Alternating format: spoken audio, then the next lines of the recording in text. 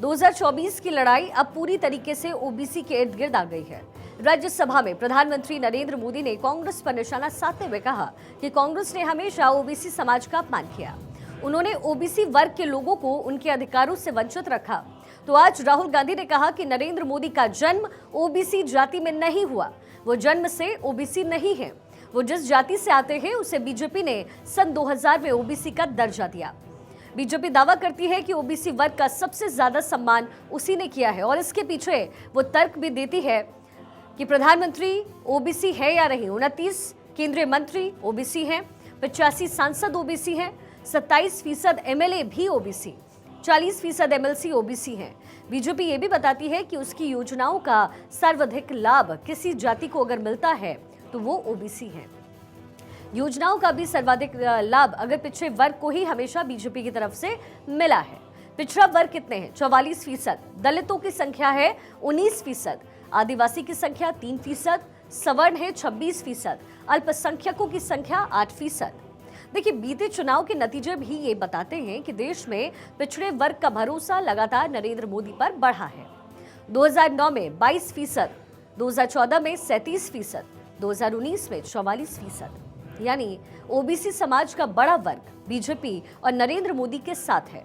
अब आपको सुनाते हैं कि प्रधानमंत्री नरेंद्र मोदी ने क्या कहा और राहुल गांधी ने कैसे पलटवार किया। इन दिनों काफी बातें हो रही जाति की, फिर से एक बार क्यों जरूरत पड़ गई उनको मैं तो नहीं जानता हूं, लेकिन अगर उनको जरूरत पड़ी है तो पहले जरा अपने गरिबान में झांके, उनको पता चलेगा क्या किया है। दलित, पिछड़े और आदिवासी, कांग्रेस जन्मजात उनकी सबसे बड़ी विरोधी रही है।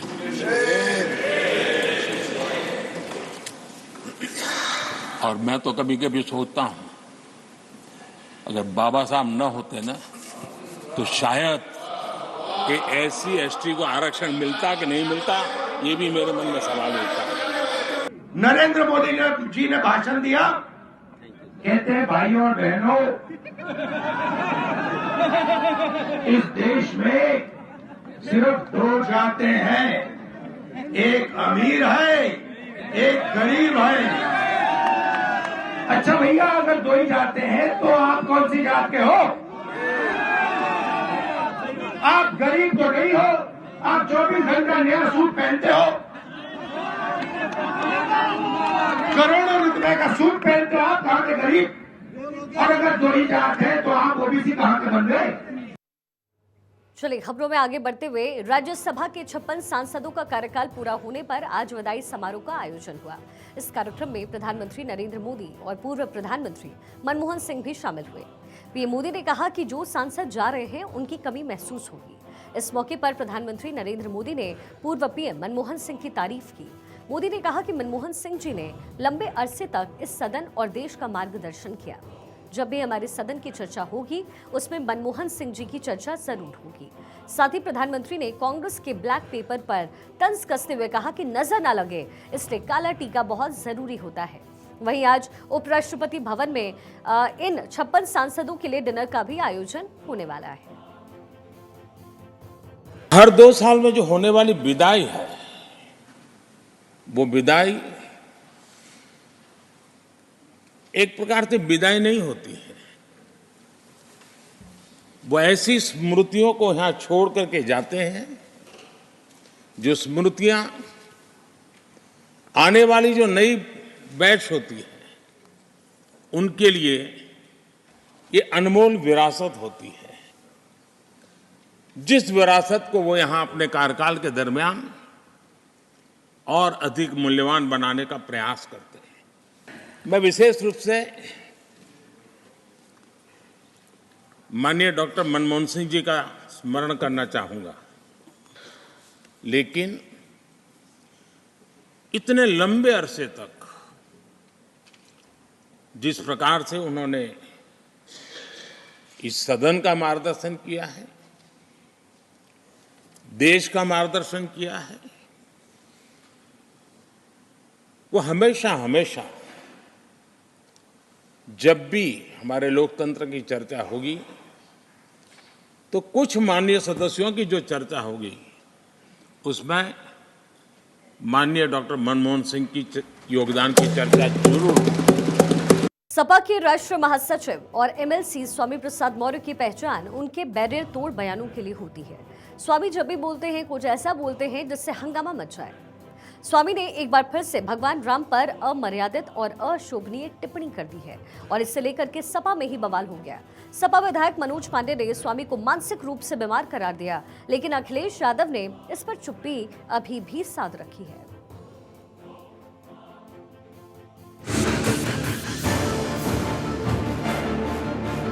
हिंदू धर्म नहीं है, बल्कि एक धोखा है।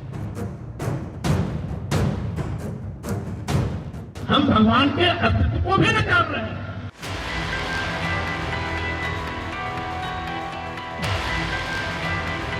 प्राण प्रतिष्ठा करने की क्या आवश्यकता है? अगर सही मायने में प्राण प्रतिष्ठा इतना महत्वपूर्ण है तो हम उन प्राण प्रतिष्ठा करने वालों को सलाह देते हैं कि अपने परिवार में, उनके परिवार में यदि कोई मौत हो जाती है तो उस मुर्दे के अंदर प्राण प्रतिष्ठा करें, जिससे वो जिंदा होकर के उनके परिवार का सदस्य बन सके। स्वामी प्रसाद मौर्य ये वो शख्स हैं जो जब भी बोलते हैं अमर्यादित बोलते हैं, विवादित बोलते हैं। हैरत है कि उन्हें इस पर कोई शर्म नहीं आती। स्वामी लगातार हिंदू धर्म पर, सनातन पर, भगवान पर, देवी देवताओं पर विवादित बोलते हैं, लेकिन अखिलेश यादव उनकी हर गलती को माफ करते हैं। चाहे देश में हंगामा हो जाए, लोगों की भावनाएं आहत हो जाए, सपा में ही विरोध के सुर उठे, लेकिन अखिलेश अपने दुलारे स्वामी प्रसाद को कुछ नहीं कहते, बल्कि सीने से लगा कर रखते हैं। एक बार फिर स्वामी प्रसाद मौर्य ने भगवान राम को लेकर सारी मर्यादाएं तोड़ दी। और प्राण जिसकी हजारों साल से पूजा हो रही हो, उसकी प्राण प्रतिष्ठा क्या औचित्य क्या है? स्वामी प्रसाद मौर्य ने पहली बार ऐसा बोला हो, ऐसा भी कतई नहीं है, बल्कि स्वामी जब भी बोलते हैं मर्यादाओं की बैरिकेडिंग को तोड़कर बोलते हैं। स्वामी असल में विवादों के स्वामी हैं। 22 जनवरी 2023 रामचरितमानस पर विवादित टिप्पणी। 13 फरवरी 2023 साधु संतों पर अमर्यादित टिप्पणी। 15 फरवरी 2023 लखनऊ में स्वामी और राजू दास के बीच हाथापाई। 3 अप्रैल 2023 1993 के विवादित नारे को रायबरेली में दोहराया। 18 जून 2023 सवर्ण जातियों पर की टिप्पणी। 28 जुलाई 2023 बद्रीनाथ धाम पर की विवादित टिप्पणी। 31 जुलाई 2023 चार धाम पर विवादित टिप्पणी। अब स्वामी प्रसाद मौर्य के इस बयान पर सियासी हंगामा मचना भी तय था। सिर्फ बीजेपी ही नहीं, बल्कि सपा में भी स्वामी के विरोध में सुर तेज हो गए। देखिए, जो भी इस प्रकार का वक्तव्य दे रहे हैं बहुत ही दुखद है। आज पूरी दुनिया प्रभु रामलला के भव्य मंदिर के लोकार्पण पर हर्षोल्लास से धूमधाम के साथ त्योहार जैसा पर्व मनाया। पूरी दुनिया में सभी मंदिरों में धूमधाम के साथ पूजा हुई, लोगों ने कीर्तन भजन किए, दीपोत्सव मनाया। ऐसे अवसर पर जो इस प्रकार के बयानबाजी कर रहे हैं उनको ईश्वर कभी माफ नहीं करेगा और अपने देश की जनता, प्रदेश की जनता समय आने पर उनका सबक जरूर सिखाएगी। मुझे जानकारी नहीं है, अगर कोई होगा तो बड़े स्तर का मामला होगा, और जो अगर कोई ऐसी बात होगी मेरी जानकारी नहीं, उसका तो स्वागत करते हैं। मैंने पहले भी कहा है। देखिए, स्वामी प्रसाद क्या क्या बोल रहे हैं इस पर मैं कोई बयान नहीं देना चाहता हूँ। जिस व्यक्ति का खुद का मानसिक संतुलन ठीक ना हो, वो व्यक्ति ऐसे ही बयान देता रहता है। हर ओर से स्वामी पर जुबानी हमले हो रहे हैं, लेकिन अखिलेश यादव खामोश हैं। अखिलेश यादव वाराणसी पहुंचे तो उन्होंने कहा कि भगवान का आशीर्वाद जिसके साथ होगा, चुनाव वही जीतेगा। यानी अखिलेश को भगवान का आशीर्वाद चाहिए, लेकिन वो स्वामी प्रसाद पर कोई एक्शन नहीं लेंगे। अखिलेश यादव स्वामी पर कुछ नहीं बोल रहे। हर बार की तरह इस बार भी ऐसा लग रहा है कि जैसे स्वामी के विवादित बयानों को अखिलेश की मौन सहमति है। Bureau report, Bharat 24।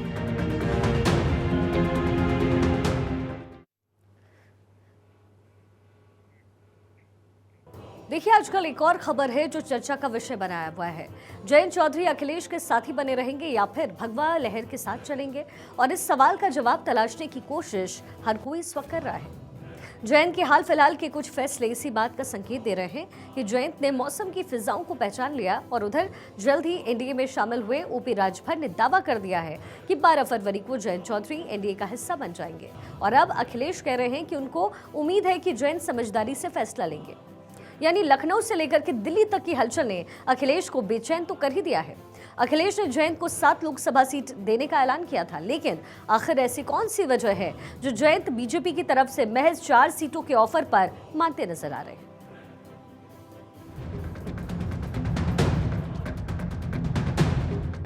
यूपी की सियासी फिजाओं में सबसे ज्यादा चर्चा है इन दिनों जयंत चौधरी की। सुगबुगाहट बहुत तेज है कि जयंत चौधरी अखिलेश से अलग होकर एनडीए में जा सकते हैं। हालांकि सपा के तमाम नेता तो इसका खंडन कर रहे हैं, लेकिन राम गोपाल यादव का कहना है कि जयंत के जाने से उन्हें कोई फर्क नहीं पड़ता। डिंपल कह रही हैं कि जयंत कहीं नहीं जा रहे।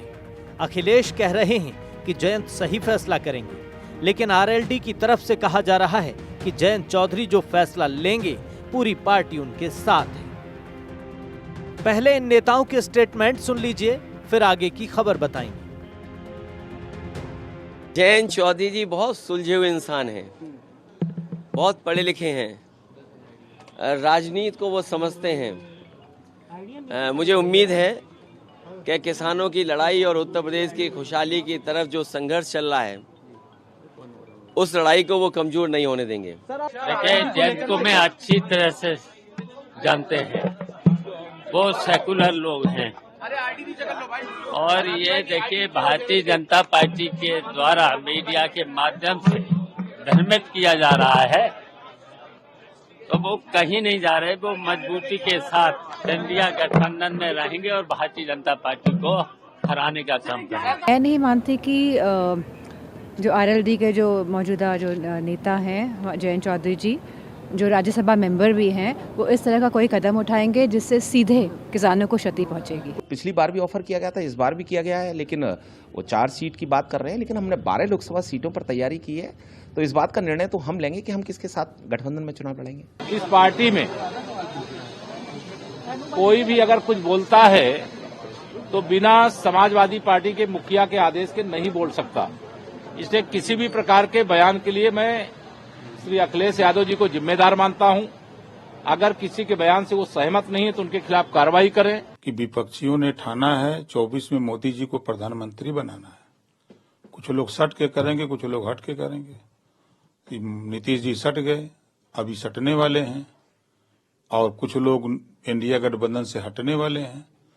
तो हट करके और सट करके लोग मोदी जी को प्रधानमंत्री बनाने की लड़ाई में सब लोग सहयोग कर रहे हैं। और निश्चित है कि जयंत जी के आने से पश्चिमी उत्तर प्रदेश में पार्टी एनडीए मजबूत होगा। दरअसल संकेत ऐसे हैं जो ये बता रहे हैं कि जयंत चौधरी का मन डोल रहा है। कारण भी समझ लीजिए। जयंत ने सभी विधायकों को विधानसभा में मौजूद रहने को कहा।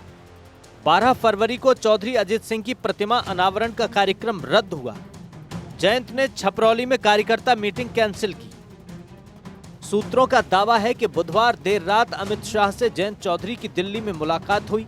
हालांकि इसकी कोई आधिकारिक पुष्टि फिलहाल नहीं है। वैसे जयंत और अमित शाह की मुलाकात 8 महीने पहले भी हुई थी।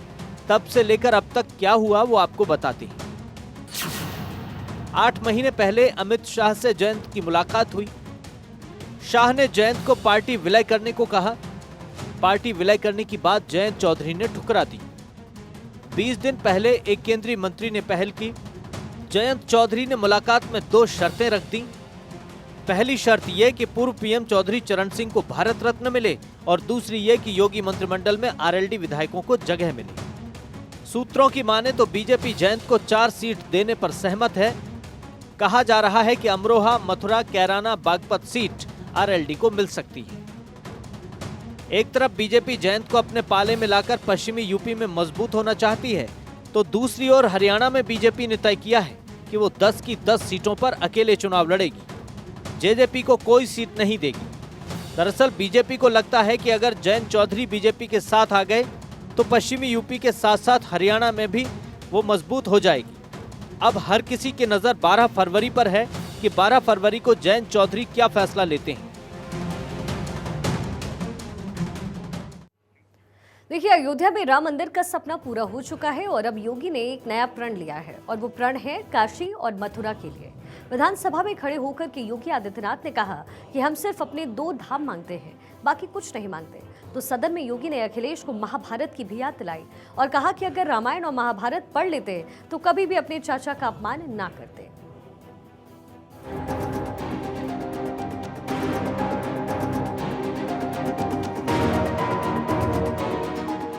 बुधवार को यूपी विधानसभा में सीएम योगी आदित्यनाथ ने बड़ा संदेश दे दिया। धाम तीर्थ विकास परिषद योगी ने कहा कि अयोध्या में हमने अपना वादा पूरा कर दिया और अब काशी और मथुरा की बारी है। धार्मिक और आध्यात्मिक केंद्रों के सुनियोजित विकास को, उनके भौतिक, उनके आध्यात्मिक, उनके धार्मिक विकास को एक व्यवस्थित तरीके से आगे बढ़ाने का कार्य सरकार कर रही है। हम ज्यादा कुछ नहीं मांगते, हम बस अपने 2 धाम मांगते हैं। अयोध्या का उत्सव लोगों ने देखा तो नंदी बाबा ने भी कहा, भाई हम काहे इंतजार करें।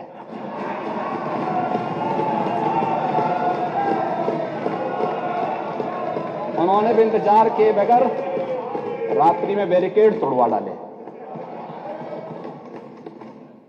और हमारे कृष्ण कन्हैया कहां मानने वाले हैं।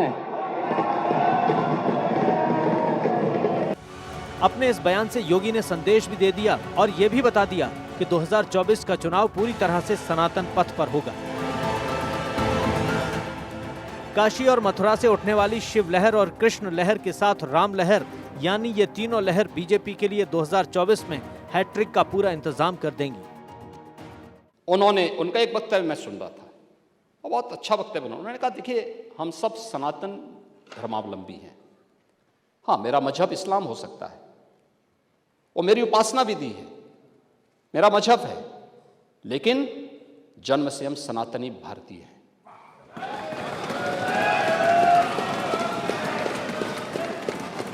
ये बोलने में संकोच क्या? योगी के इस ऐलान के बाद साधु संतों में खुशी है, लेकिन सियासी गलियारों में सियासत भी तेज हो गई है। सीएम योगी ने सदन में खड़े होकर अखिलेश यादव को महाभारत पढ़ने की सीख दी। योगी ने कहा कि अगर आपने भगवान राम और कृष्ण दोनों को पढ़ा होता तो चाचा शिवपाल यादव का इतना अपमान न करते। आपने अपने चाचा को टिकट तक नहीं दिया। परिवार के 3 सदस्यों के नाम थे, चच्चू के नाम क्यों नहीं था?